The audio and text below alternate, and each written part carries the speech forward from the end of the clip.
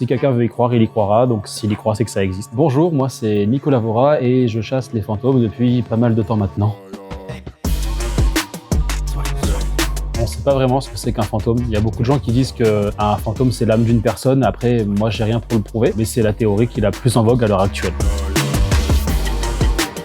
On ne traque pas vraiment les fantômes. Une entité, si elle veut se montrer, elle se montrera. Maintenant, on a du matériel qui peut permettre de rentrer en communication avec, une spirit box qui va brasser du bruit blanc et donc des fréquences. Et si une entité veut parler ou émettre un son ou faire un bruit, elle peut utiliser ces fréquences pour qu'on puisse l'entendre. Des caméras aussi, caméras thermiques, caméras infrarouges. Tout ça peut permettre de rentrer en communication avec une éventuelle entité.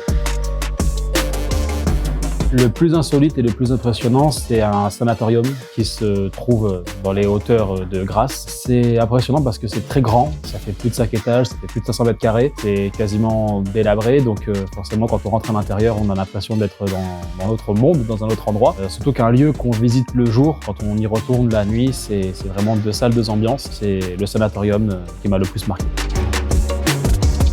Au sanatorium, justement, j'ai posé un détecteur K2. Un détecteur K2, c'est un appareil qui détecte les fréquences et les changements électromagnétiques. Et je pense être rentré en contact avec une entité assez jeune. Je posais des questions, le K2 se mettait à sonner et à faire de la lumière. J'étais accompagné justement avec deux journalistes. Et c'était impressionnant parce que ça répondait à chaque fois aux questions que je posais. Et même des questions que j'avais posées, je me suis amusé à les reposer. Et j'ai eu la même réponse. Donc c'était pas mal impressionnant.